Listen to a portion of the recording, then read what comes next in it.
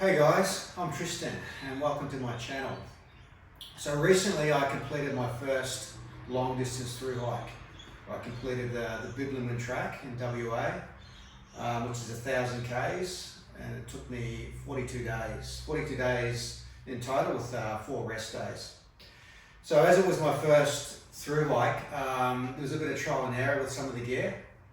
I just thought I'd do a bit of a gear loadout and kind of explain what worked and what didn't work. We'll go from there. So just to start with, this is all the gear that I wore on the trail. I pretty much wore the same thing every day. Doesn't sound that bad because pretty much about every 4 days there was a town, so I was able to do washing and things like that. All right, so I had a sun hoodie. This is just a very lightweight.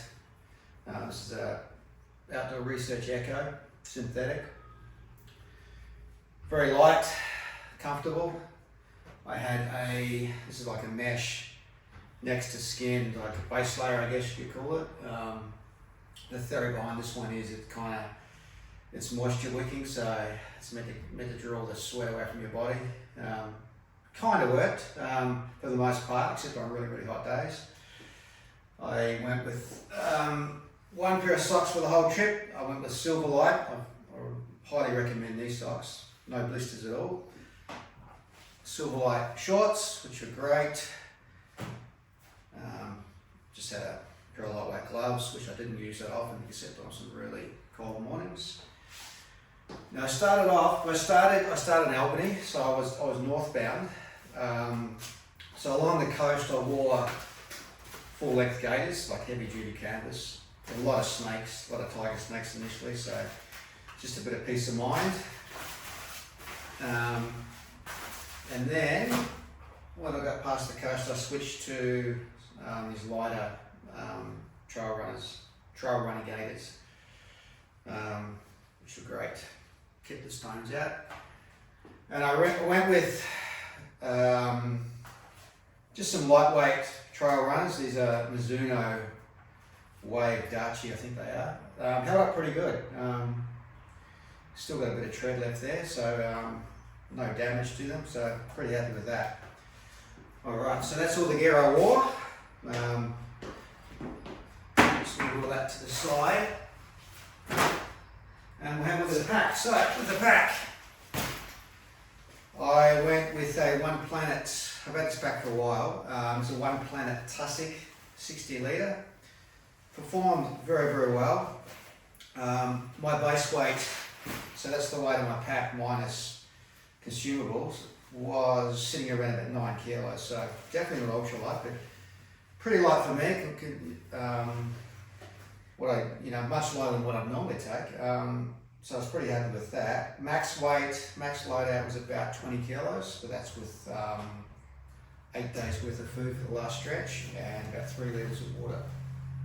Carried that weight very well.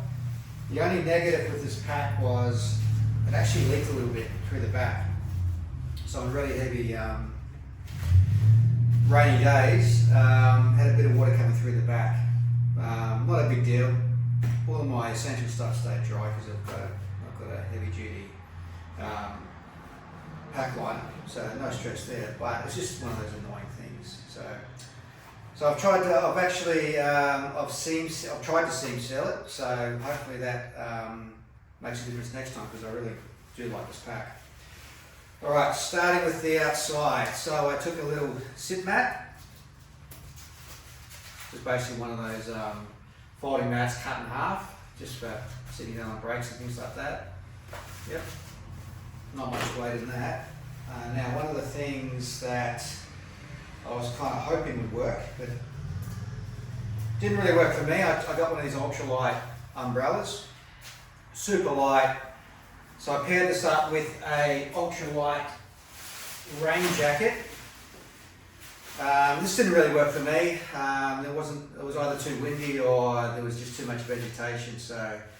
And I tried to attach to the pack. Look, it just didn't work for me.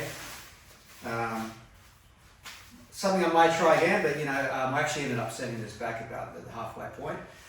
And same with this ultralight rain jacket, it just didn't work for me.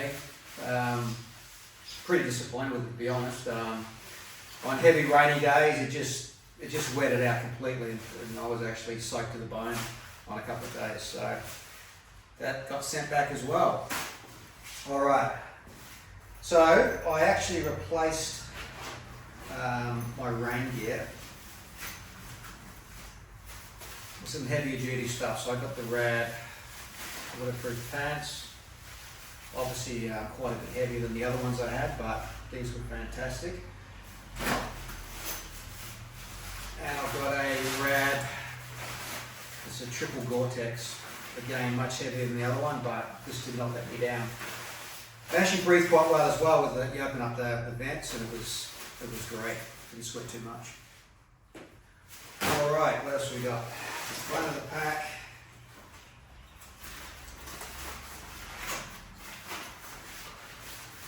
Rain cover.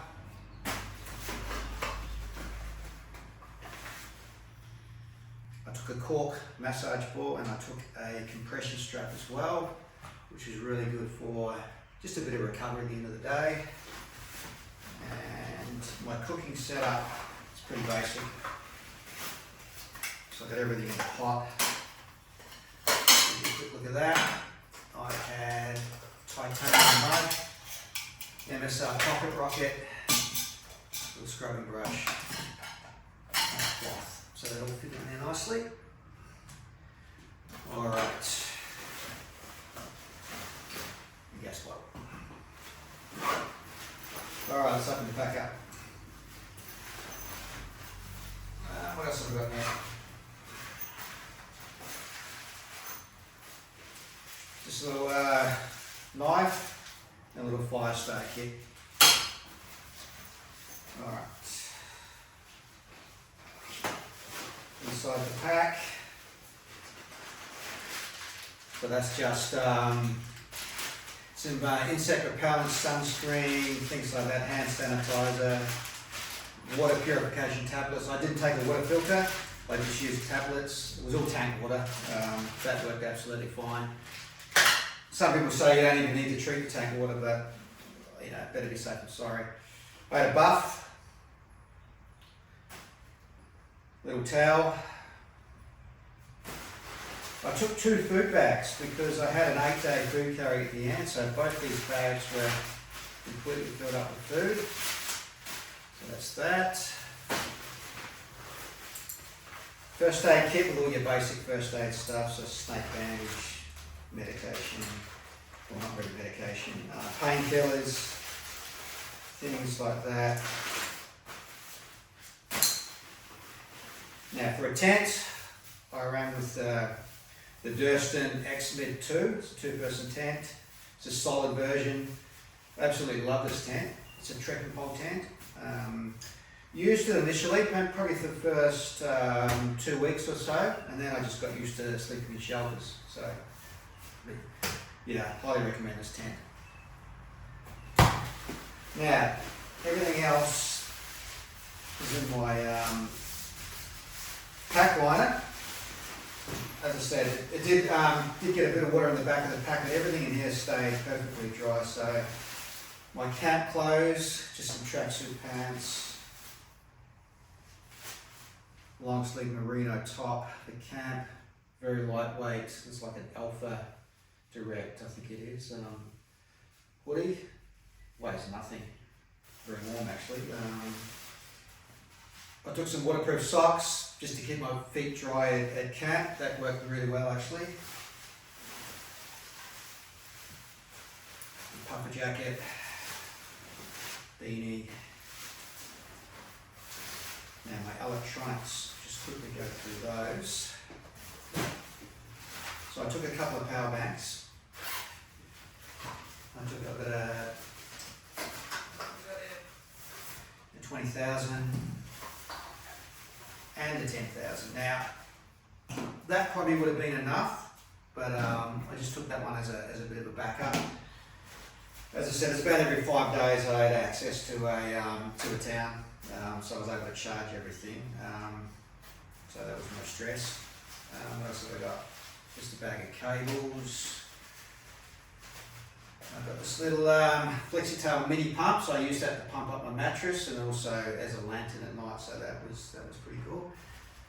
And for navigation, I had Garmin InReach Explorer. Didn't really use it much, but it's good to have that as a backup. It's also an emergency satellite communicator as well. So that's that one. Yeah, so that's all of my electronics. Now this bag also doubles as my pillow. So flip it over like that. You chuck the puffer jacket in there, and you've got a soft sort of side there. That's a pretty good pillow. So that worked all right. All right, that's all that. What else have we got in here? My sleeping bag.